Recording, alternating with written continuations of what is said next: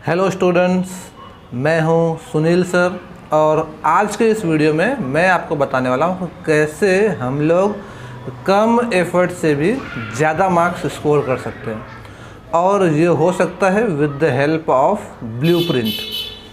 तो ब्लूप्रिंट का detailed explanation मैंने इस वीडियो में कवर किया है और अगर आप चाहते हैं कि मैं लगातार आपके लिए इसी तरह के इन्फॉर्मेटिव वीडियोस लाता रहूं तो आप इस वीडियो को लाइक शेयर कर दो, चैनल को सब्सक्राइब कर दो सो दैट जब भी मैं वीडियोस लाऊं आप तक ये पहुंच सके। तो चलो हम लोग चलते हैं अपने ब्लूप्रिंट का डिटेल्ड एक्सप्लेनेशन की तरफ।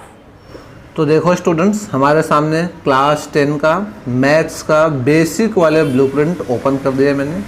स्टैंडर्ड वाले के लिए मैं अलग से एक और वीडियो बनाऊंगा, उसके अंदर जाके आप लोग देख सकते हैं स्टैंडर्ड का ब्लूप्रिंट।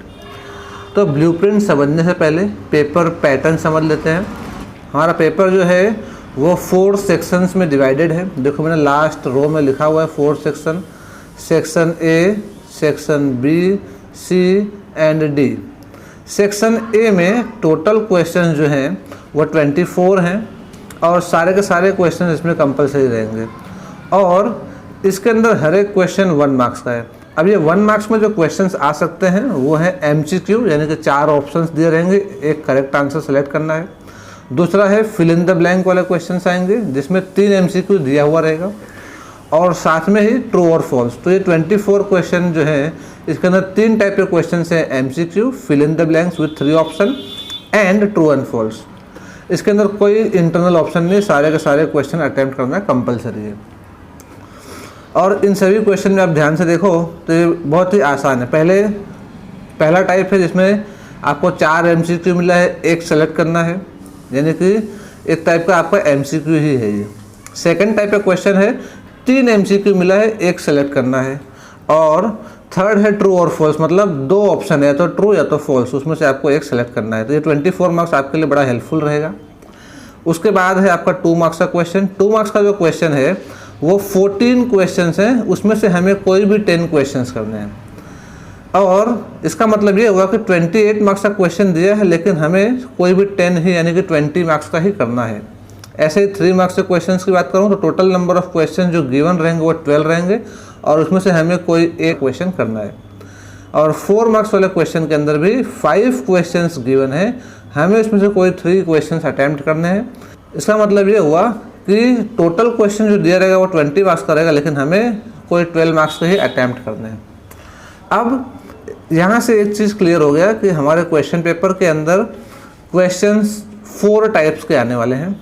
एक है 1 मार्क्स का क्वेश्चन, दूसरा है 2 मार्क्स का क्वेश्चन, उसके बाद थर्ड है 3 मार्क्स का क्वेश्चन और इसी तरह से 4 मार्क्स का क्वेश्चन।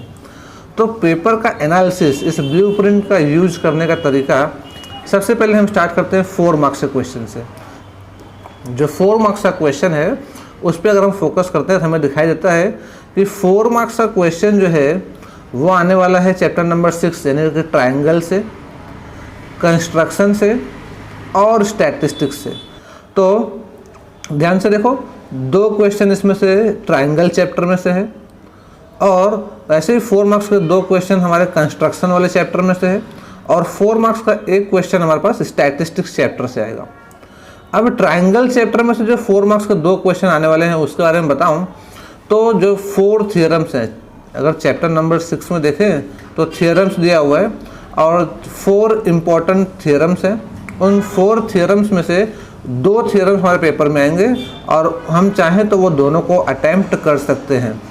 तो इस तरह से ट्रायंगल चैप्टर का टोटल वेटेज 8 मार्क्स का ही है और वो पूरा का पूरा थियरम ही आने वाला है। यानी कि अगर हम लोग चाहें तो यहाँ पे एक एडवांटेज ले सकते हैं कि ट्रायंगल चैप्टर के अंदर थियरम के अलावा हम कुछ भी ना करें तो भी चलेगा।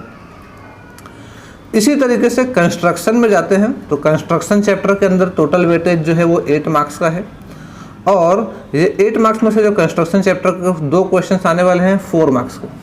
तो कंस्ट्रक्शन चैप्टर भी बहुत ईजी है और अगर हम लोग चाहें तो हम कंस्ट्रक्शन चैप्टर के अंदर मास्टरी ऑब्टेन कर सकते हैं और इजीली कंस्ट्रक्शन के सारे क्वेश्चंस हम लोगों को आ जाएंगे।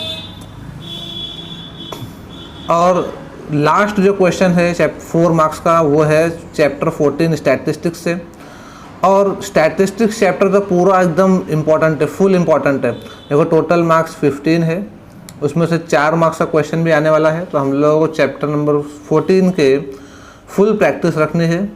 तो इस तरह से देखो मेरे पास टोटल 5 क्वेश्चन है 4 मार्क्स से, उसमें से मुझे कोई भी 3 करना है। मतलब हम चाहें तो यहाँ से पेपर में जाने से पहले भी मैं चूज़ कर सकता हूँ कि कौन से 3 क्वेश्चंस, इनमें से कौन से 3 क्वेश्चंस मुझे करने हैं और उसके अकॉर्डिंगली ही मैं प्रिपरेशन कर सकता हूँ। तो ट्रायंगल चैप्टर में से थ्योरम्स आने वाले हैं, तो वो सारे थ्योरम करने पड़ेंगे, 4 थ्योरम्स हैं। उसके बाद कंस्ट्रक्शन चैप्टर में से 2 क्वेश्चन है। अगर कंस्ट्रक्शन आपको आसान लगता है तो आप कंस्ट्रक्शन की प्रिपरेशन कर सकते हैं प्रॉपरली। और स्टैटिस्टिक्स चैप्टर तो करना ही है। तो 5 में से 3 क्वेश्चन करने हैं। अगर आप ये पूरा प्रिपेयर करके रखो 5 क्वेश्चन, तो किसी एक क्वेश्चन में अगर एग्जाम में डाउट भी आ जाए तो भी आप जो है 3 क्वेश्चन ईजिली अटैम्प्ट कर सकते हैं। तो अगर हम लोग इसी तरीके से 3 मार्क्स वाले क्वेश्चंस की बात करें तो टोटल क्वेश्चंस जो आएंगे वो 12 क्वेश्चंस हैं। अब ये 12 क्वेश्चंस कौन कौन से चैप्टर से है मैं वो भी देख सकता हूँ पहले से। तो देखो 3 मार्क्स के 2 क्वेश्चन चैप्टर नंबर 3 से हैं, 3 मार्क्स का 1 क्वेश्चन चैप्टर नंबर 4 से है, 3 मार्क्स का 2 क्वेश्चन चैप्टर नंबर 5 से है, और इसी तरीके से 2 question chapter number 7, 2 question chapter number 14 और 2 क्वेश्चन चैप्टर नंबर 15 से। इन 12 में से हमें तो सिर्फ 8 क्वेश्चन ही करने हैं। तो ये 8 क्वेश्चंस कौन से होंगे मैं ये पहले से डिसाइड कर सकता हूँ। अब ये जो 8 क्वेश्चंस हैं इनमें से देखो, अगर मैं चैप्टर नंबर 15 प्रोबेबिलिटी की बात करता हूँ तो प्रोबेबिलिटी के अंदर से 3 मार्क्स का 2 क्वेश्चन जो कि बहुत ही इजी है। मतलब इन 8 में से मैंने जो 2 क्वेश्चन सेलेक्ट कर लिए वो प्रोबेबिलिटी के हैं। इसी तरीके से स्टैटिस्टिक्स चैप्टर से भी 3 मार्क्स के 2 क्वेश्चंस आने वाले हैं, तो मैंने ये 2 और क्वेश्चन सेलेक्ट कर लिए जो कि इजी चैप्टर्स हैं। 15 and 14 both are easy.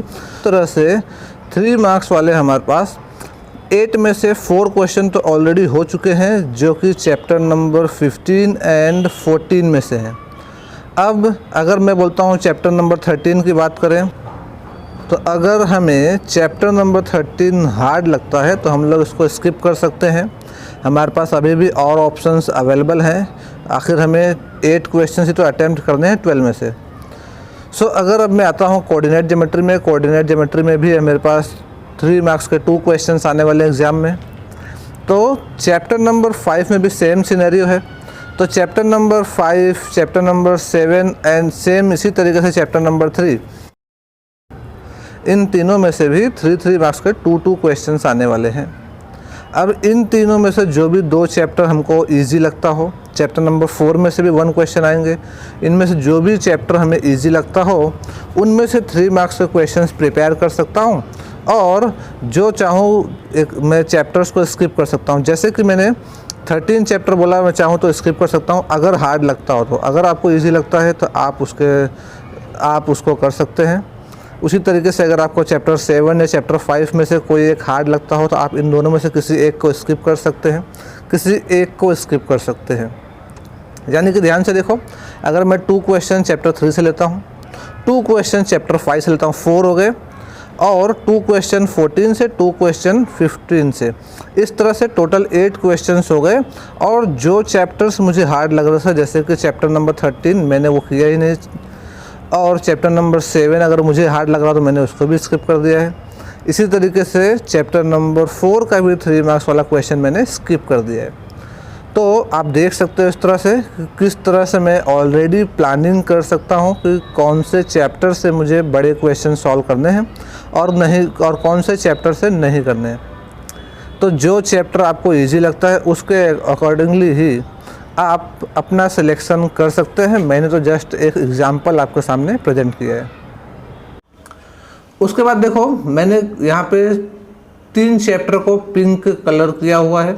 Chapter number 5, chapter 14 and 15। Pink colour इसलिए किया है, मैंने उनको हाईलाइट किया है, उनका वेटेज सबसे ज़्यादा है। 12 मार्क्स चैप्टर नंबर 5 का है, 15 मार्क्स स्टैटिस्टिक्स का है और 11 मार्क्स प्रोबेबिलिटी का है।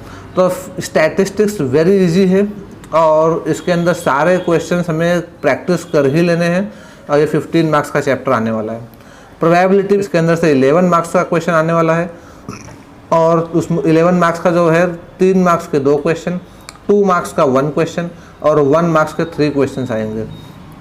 तो प्रोबेबिलिटी चैप्टर, स्टैटिस्टिक्स चैप्टर और अरिथमेटिक प्रोग्रेशन चैप्टर नंबर 5, इनका प्रैक्टिस तो मुझे फुल करना ही है। और उसके बाद देखो 4 मार्क्स का क्वेश्चन का एनालिसिस तो मैंने आपको एक्सप्लेन कर दिया। उसके बाद अगर मैं ध्यान से देखूं और तो चैप्टर नंबर 1 को फोकस करते हैं। चैप्टर नंबर 1 जो कि बहुत सारे लोगों को हार्ड लगता है, उसमें से सिर्फ 2 मार्क्स का क्वेश्चन आने वाला है और वो भी 1 मार्क्स के 2 क्वेश्चन। इसका मतलब ये है कि चैप्टर नंबर 1 से ईजी क्वेश्चन ही आने वाले हैं और जो भी कुछ बड़े क्वेश्चन है वो हमें करने की ज़रूरत नहीं है।